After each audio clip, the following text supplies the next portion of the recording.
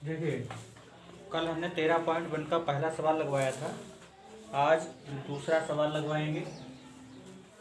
कोई बर्तन एक खोखले गोले अर्धगोले के आकार का है जिसके ऊपर एक खोखला बेलन अध्यारोपित है। अर्धगोले का व्यास 14 सेंटीमीटर दिया है तथा इस बर्तन की कुल ऊंचाई 13 सेंटीमीटर है। तब बर्तन का आंतरिक पृष्ठीय क्षेत्रफल ज्ञात करना होगा। ठीक है, सही आ रहा है? तो कोई बर्तन एक खोखले गोले अर्धगोले के आकार का है। तो हमने सबसे पहले क्या किया, जब बर्तन को अर्धगोले के आकार का है तो सबसे पहले हमने अर्धगोला बनाया। कैसा होता है? ये हमने अर्धगोला बना लिया। ठीक है, बना लिया है ये हमारा अर्धगोला। ठीक, अच्छा, उसके बाद क्या पूछ रहा है? जिसके ऊपर एक खोखला बेलन अध्यारोपित है, मतलब उसी के बराबर का जो बेलन है वो रखा हुआ है। ठीक है, तो हम क्या करेंगे, इसके ऊपर एक बेलन ये अध्यारोपित है, इसे रख देंगे।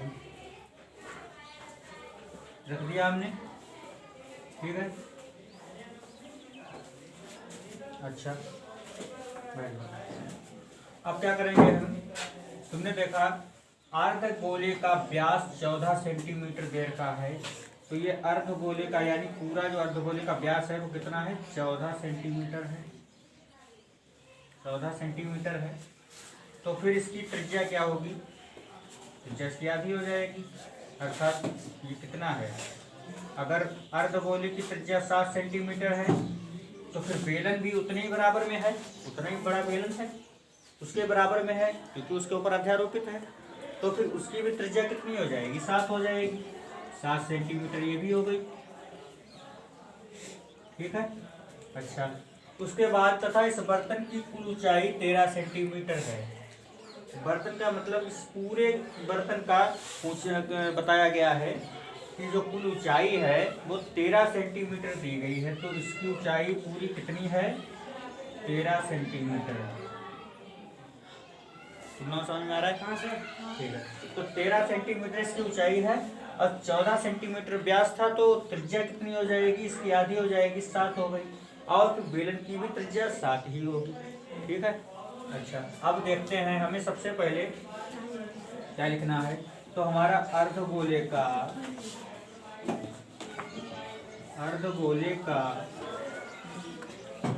व्यास दिया हुआ है। कितना दिया है? d बराबर 14 सेंटीमीटर। तो हम सबसे पहले क्या त्रिज्या निकालेंगे। त्रिज्या क्या होती है? व्यास की आधी होती है। व्यास की आधी होती है। तो 14/2 हो गए, 2 सत्ते 14, 7 सेंटीमीटर आ गया। ठीक है, ये 7 सेंटीमीटर त्रिज्या निकल के आ गई। अब हमको क्या करना है? प्रश्नानुसार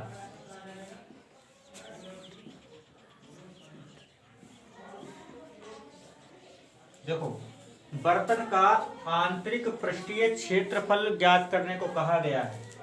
ठीक है, बर्तन का आंतरिक पृष्ठीय क्षेत्रफल। और उसका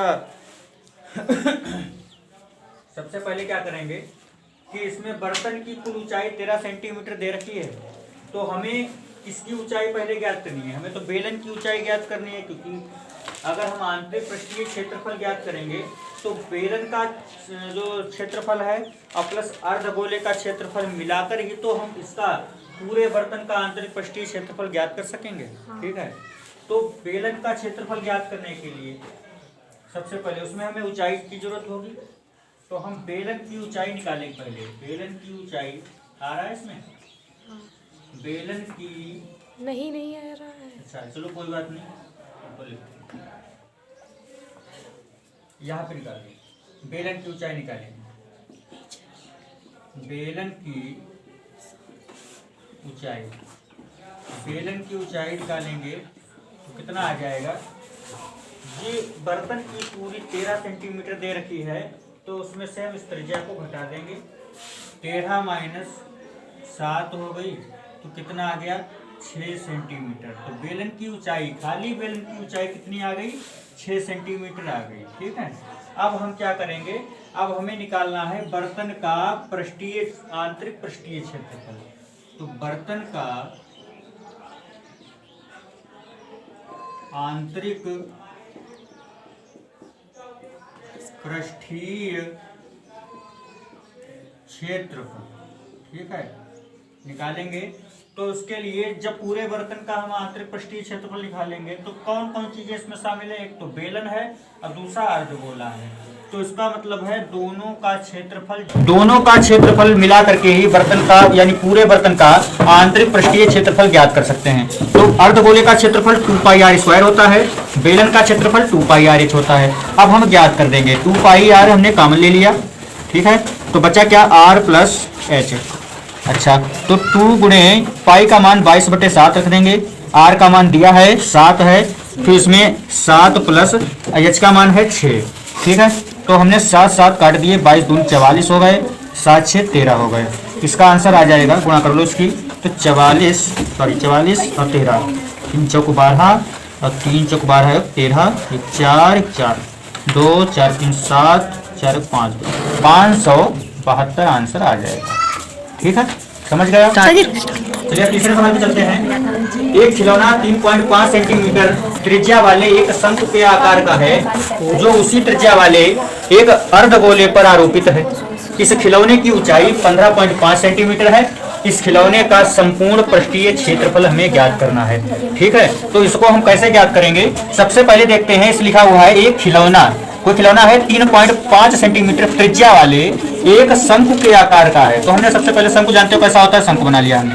ठीक है, अभी हमें नहीं पता है, हमने पूरी नाप नहीं ली है 3.5 त्रिज्या की, वो तो हमने बना लेंगे, बस हमने शंकु बनाया।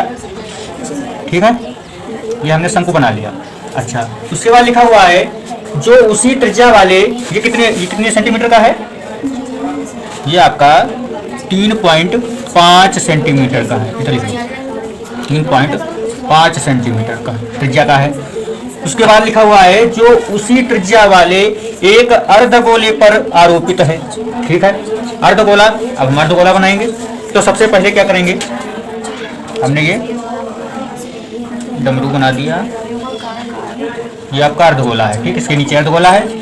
अच्छा, इसकी भी त्रिज्या दे रखी है 3.5 सेंटीमीटर, क्योंकि इसी पर अध्यारोपित है। अध्यारोपित का मतलब है उसी के बराबर में।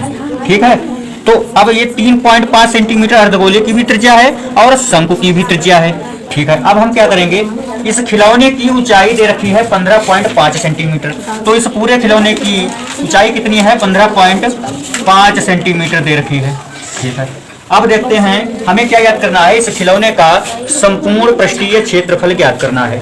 ठीक है, तो इसमें दिया है त्रिज्या दे रखी है आपकी, कितनी है? 3.5 सेंटीमीटर। ठीक है, हमें क्या करना है, शंकु की ऊंचाई ज्ञात करनी है। शंकु की ऊंचाई ज्ञात करनी है, तो खिलौने की पूरी ऊंचाई दे रखी है, हमें क्या निकालना है? हमें शंकु की ऊंचाई पहले निकालनी होगी। तो शंकु की ऊंचाई निकालेंगे तो हम क्या करेंगे, इस पूरी ऊंचाई में से त्रिज्या को घटा देंगे, 15.5 बटे ये 3.5 घटा दो, कितने आ जाएंगे? 0 2 1। ठीक है, अर्थात 12 सेंटीमीटर आ गई। ठीक है, तो ऊंचाई आपकी कितनी आ गई? 12 सेंटीमीटर आ गई। अब हमको क्या ज्ञात करना है? अब हमको ज्ञात करना है इस खिलौने का संपूर्ण पृष्ठीय क्षेत्रफल। हमने आपको बताया कि अगर हमें पूरे खिलौने का संपूर्ण पृष्ठीय क्षेत्रफल ज्ञात करना है तो इसमें दो चीजें दी गई हैं, एक तो अर्धगोला है और दूसरा शंकु दिया है। तो इसका मतलब है ये पूरे खिलौने का पृष्ठीय क्षेत्रफल ज्ञात करने के लिए शंकु का क्षेत्रफल और प्लस अर्धगोले का क्षेत्रफल हमें मिलाना होगा। जब दोनों को जोड़ेंगे तब हम खिलौने का संपूर्ण क्षेत्रफल ज्ञात कर पाएंगे। तो इसका मतलब है कि शंकु का क्षेत्रफल क्या होता है? πr।